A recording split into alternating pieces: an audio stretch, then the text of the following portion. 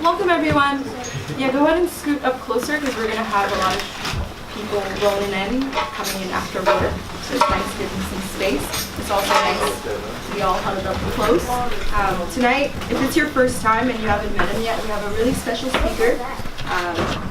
Definitely, if you haven't met him, please get a chance to talk to him tonight. He's a founder of the USC Music Meditation Club on Monday nights, which is going to be resuming soon. And he's also a distributor of meditation books globally. And he speaks all around the world, teaching to share this knowledge, a spiritual knowledge with people everywhere. So let's give a round of applause for Jesus.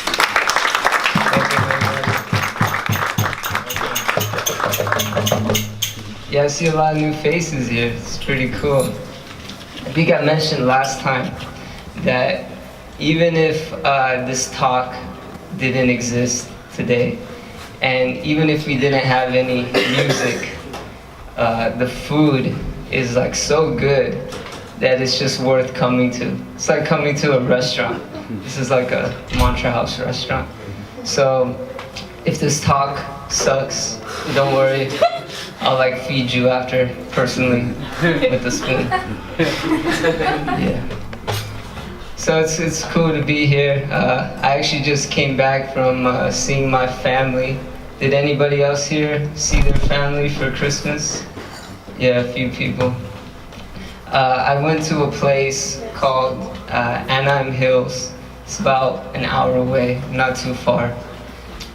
And every time I go back to Anaheim Hills, I really feel like I'm driving to the spiritual world. There's so many parks.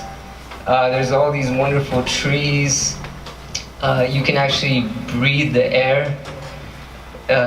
You don't really get that here in LA. And yeah, it's just really amazing. But this word Anaheim actually comes from the word Anna, which comes from the word ant, which means that the entire city of Anaheim and Anaheim Hills is built on an ant farm.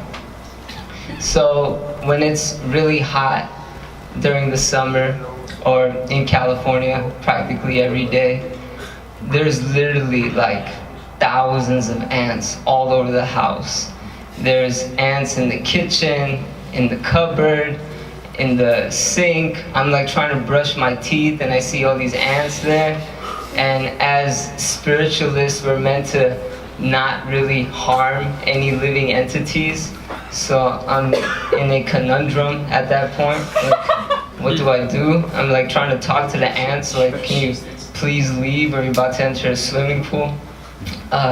So this kind of brings me to a verse from our yoga text, from a book called the Bhagavad Gita. And it talks about the nature of this world, which is full of happiness and distress. This world is a world of duality. So you're always gonna get both. And so as spiritualists and having spiritual goals in life, it's not that the stress goes away, but we learn how to react to the distress. And that's the real point of having a true, strong foundation in life.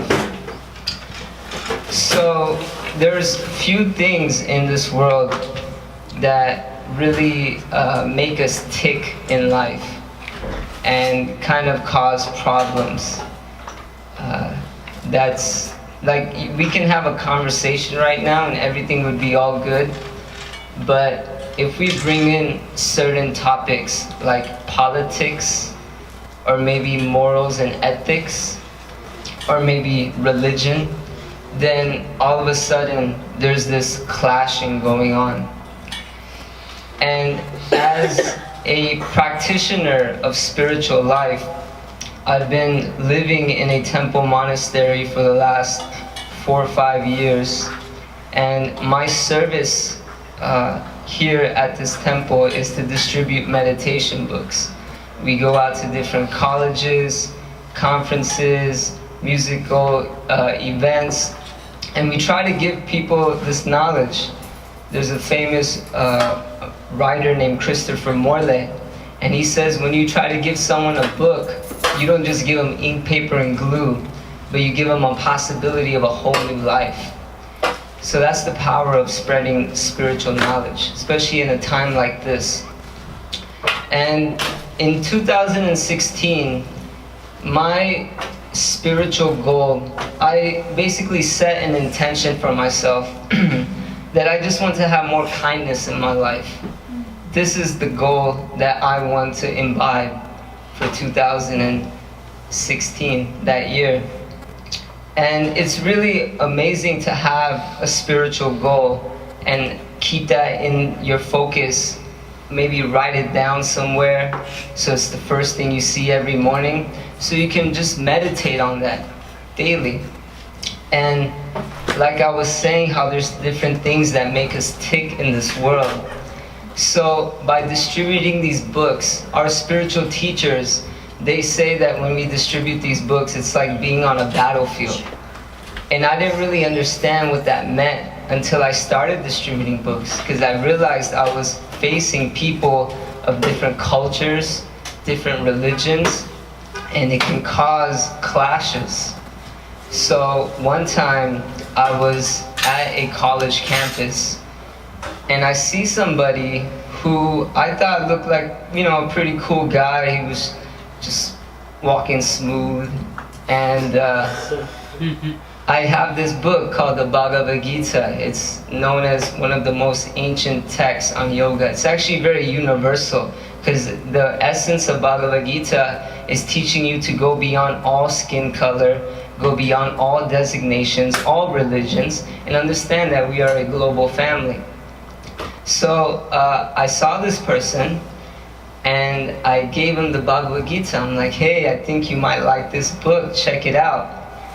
And he sees the Bhagavad Gita, he kind of looks at it for a second, then he looks at me, and pretty much he just throws it back at me, like with full speed. And I'm like, oh man, we got a situation here.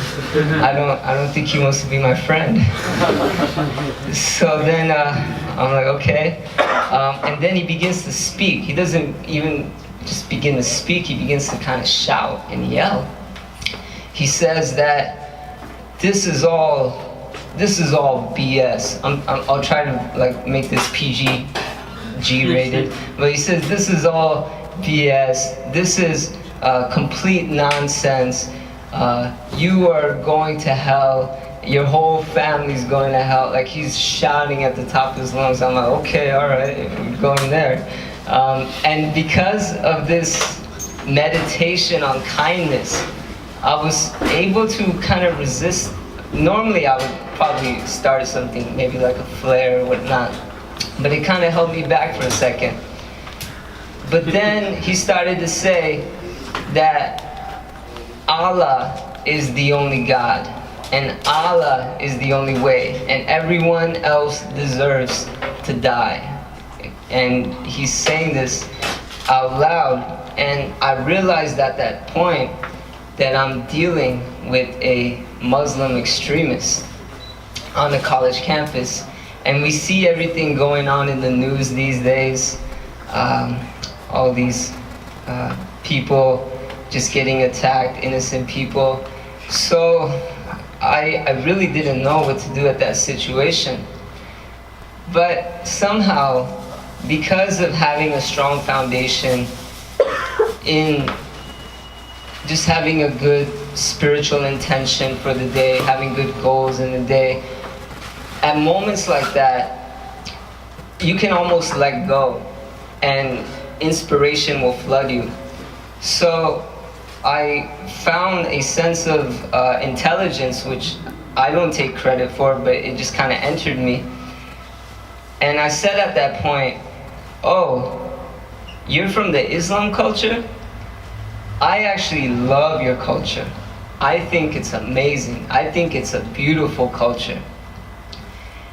And it kind of stopped him for a second, because now we're building some unity at that point. And I said, you know what? I actually have a nasheed on my phone Basically, a nasheed is like an Islamic prayer.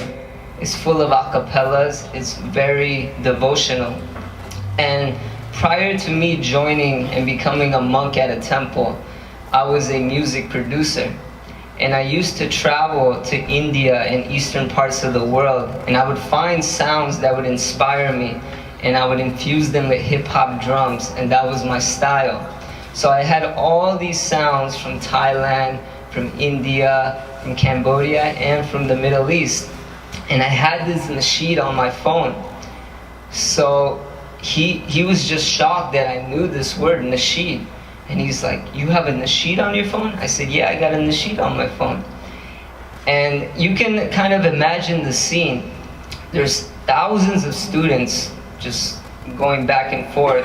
We're in the middle of a college campus. There's a scene created, and he is basically just shocked. We're in the middle, and I take out my phone, and I start playing this beautiful a cappella, this nasheed.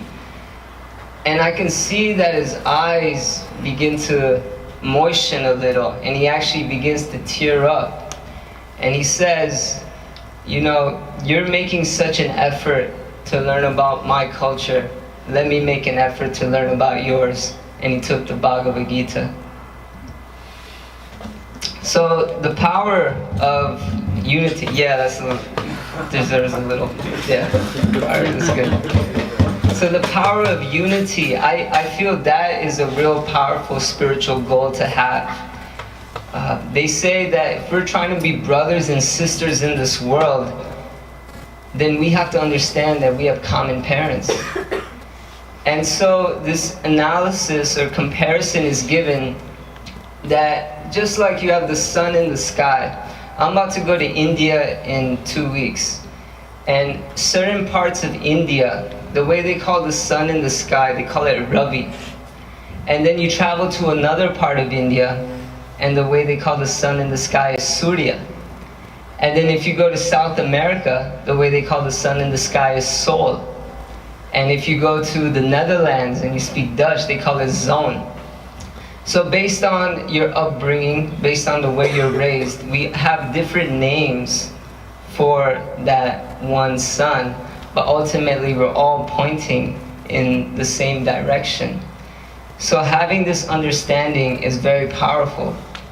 So when I see Muslims bowing down 5 times a day, I'm inspired in my own tradition, in my own practices to go stronger and become more motivated and inspired. When I see Christians and Catholics selling out arenas and having thousands of people and all praising something divine, I'm inspired to go much stronger and become much more inspired in my own practice. And when I see Buddhists who are so disciplined and go through so much meditation and training, I become inspired to become more disciplined and go through more training. So in a world, in a society like this, this is a true spiritual goal, just to have more compassion, to have more empathy, to have more love, not just for different races, not even for different genders, but for all beings, even the ants, if we can. And I recently went to a place called Farmer John's. It's a place in downtown LA, and it's actually a slaughterhouse. And they bring truckloads of pigs, baby pigs, every single night. They kill 6,000 pigs a night. And on Sundays, there's a group of people who surround the trucks. And they don't cause riots or problems. We work something out with the police and the organizers there. We basically want to comfort the pigs in their last moments of life. So people talk to the pigs, people feed them water, just give them a lot of love, give them a lot of nourishment. And then the pigs, they're headed off. And I brought a friend with me. And I asked my friend after, "What did you think of this whole experience?" And he said that it was exactly like seeing a Holocaust. There's no real difference just seeing all those living beings trapped up inside of a small place like that, all for the pleasure of our tongue. It seems like this world is full of contradictions right now, and as spiritual revolutionists or spiritual minded individuals as ourselves, we can really come together and spark a change in this world. We have to lift our consciousness, we have to rise our consciousness, and we can do a lot of great things. Just like a rising wave lifts up all boats. So if we rise our consciousness, we will rise everyone else around us. And having that type of association is so powerful in this world, because ultimately our heart is full of love, it's full of empathy and compassion, and it's meant to flow like liquid. But because this world is so cold, because this world is so harsh and so cruel, that we become harsh as well, we become rough as well, and that ice, or that flowing heart, becomes hard like ice. But through the fire of spiritual goals, through the fire of mantra meditation, we can melt that heart, that ice cold heart, and make it return back to its original state. And when you face the right direction of a river, you can flow very rapid. So if we face the right direction together as spiritual beings, we can very quickly uplift ourselves. And I've noticed that personally, that when I practice by myself, it's a lot tougher than when practicing in a group. And the yoga text mentioned that right away, that one of the first key steps to having a true spiritual life is finding your association, finding your tribe. It's very powerful, and it goes a long way. There's two types of people pretty much in this world: those that come with the message and those that come with the mess. So our minds are actually full of a mess, and we have to learn to purify the mind through the practices of different types of meditations, through the practices of just developing a strong foundation, having a strong group of individuals. And ultimately what that leads to is having strong character. There's a famous basketball coach named John Wooden, and he said that your abilities and skills in life might get you to the top, but it's your character that's what's going to keep you there. So we need to really hone in on this and have strong character. And the way you get strong character is by having that strong foundation. Just maybe 100 years ago, even less, if a child wanted, let's say, a wagon, he really wanted a wagon in his life, he would have the true pleasure of going out in nature and collecting all the wood and building it himself. But nowadays, all he has to do is just cry and cry and cry until the wagon is into his life. So this is how the world is shifting. My partner, when it comes to this book distribution, he's a 65-year-old monk, and he's full of so much wisdom and intelligence. I've been graced with his presence. And one time we were walking up a mountain. We go on these morning hikes quite frequently. And he had this pair of shoes that he was so attached to, even though as monks we're not supposed to be attached. I mean, he loved these shoes.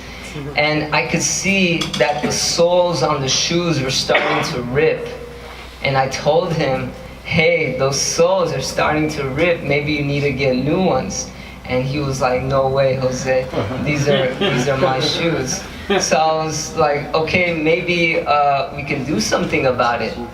So he started to look up the yellow pages. I'm like, yellow pages don't really exist these days. So we went on Google and we actually tried to find a shoe repair shop. And it was kind of challenging to find. These things just don't exist. We finally found one in downtown LA.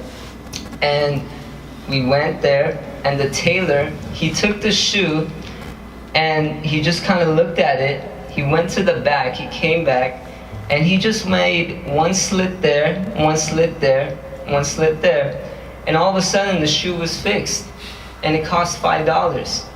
He would have spent maybe $90, $100 to get a new pair of shoes, those types, but he ended up just spending $5. But so what's the moral of the story behind this? It's very subtle, but we've shifted our society from a fix-it society to a replace-it society. So when the washer isn't working, when the steamer isn't steaming, when the iron doesn't work, we decide, let's not fix this, let's replace this. But it's so subtle that it transcends into our relationships. When we have fights, when we have arguments with someone, when we're bickering, we say, let's not fix this relationship, let's replace this relationship. Let's look for a new one. And we need to bring it back. We need to bring it back to a more spiritual, wholesome, loving culture. And that's the advantage of having like-minded individuals who can help us rise. Because spirituality is a treasure that science can't measure. It's so valuable, so potent, so just that nourishment that you're looking for, that's what's truly gonna satisfy you. We try to water all the leaves on a tree, but the true way to water a tree is by just watering the roots. So if we're able to water the roots of spiritual life, then we truly grow, we truly succeed in this endeavor. In this material world, it's seen that the chase is better than the possession. And that's like real. We try to hanker over something so strongly, and as soon as we get it, we think, yeah, I don't really want it. And our life is just turned into that. So we have to realize this, and we have to really kind of just do what we can to inspire each other, to encourage each other. And so the way that we meditate is through this power of mantra meditation. We feel that sound vibration is so powerful that it can really change your consciousness. And at first, I didn't really realize this.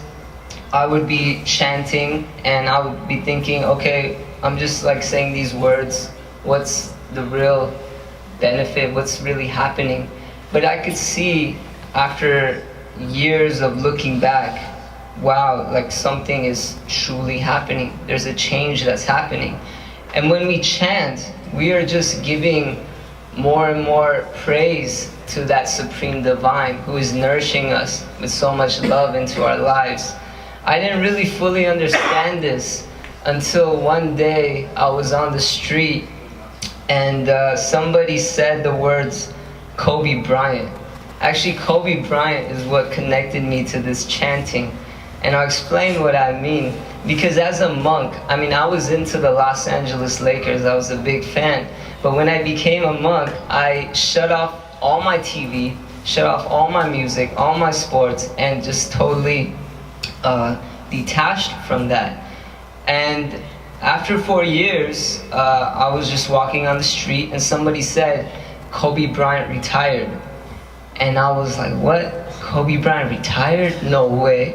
And I couldn't help it. I had to go on Google. I typed it in, Kobe Bryant retired. Oh my God. And it was true. And then there was a video clip of his last 3 minutes ever playing. Has anybody seen that game at all? No. You guys are like pretty much like monks. So that game was just unbelievable, because just imagine this, there's 20,000 people in the stadium.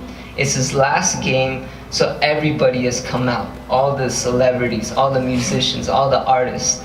And the Lakers, they were pretty much down by like 20 points. So nobody thought they were gonna win. But everybody was cheering on Kobe because it was his last game, and he was scoring a lot of points. So he was getting close to the 50-point mark. And so they just wanted him to get to the 50-point mark. But then Kobe, he kind of goes into what I call Krishna mode, and he starts to just like play unbelievable. He doesn't miss a shot. And not only does he score 50 points, he ends up scoring 60 points. And he ends up winning the game. And so then you can imagine, it's his last game after 20 years of blood, sweat, and tears. He's standing in the middle of that arena, and there's 20,000 people around him. And everybody in that arena, they're all Kobe conscious. They're in love with Kobe Bryant. I mean, that's like the main thing right there. And what can they do to show the most appreciation to Kobe Bryant at that point? They're all chanting, Kobe, Kobe, Kobe. That's a true way to give love to somebody, by chanting their names. So in the same way, we chant Krishna. We chant these ancient Sanskrit words. It's connecting us to something divine. And just know that there's intelligence behind this material nature. And we can truly tap into that through this power of chanting. We can melt our hard, ice-cold hearts, and we can flow and eventually progress in a very powerful way. So thank you everybody for being here.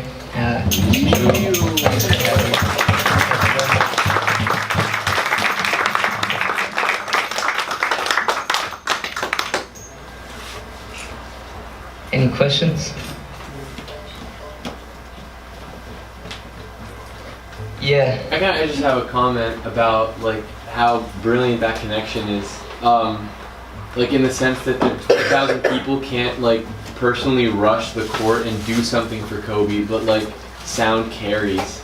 And that was just like, that was a really good way to bring it. Like Krishna, the divine, is so far away from us, and like we can't all just rush wherever that divine is now, but like that sound carries. Yeah. And that was really nice. Yeah. I'm gonna meditate on that. Yeah. Kobe consciousness. It's powerful. Yeah, really cool. Krishna mode. Anybody else want to mention anything? We have, like a lot of new people here, and it's really cool giving out these meditation books to people, because we see a transformation in their consciousness taking place. It's almost like a father watching his child grow up. And we say that we're able to somehow help homeless kids and turn them into holistic kids. They're able to let go of all their bad habits and lift their consciousness. And it's such a good feeling to be part of such a mission like this, to just help purify the world, make it better. What can be better? So I encourage everyone, and I hope you guys feel some inspiration to come together and do big things for the world. Thank you very much.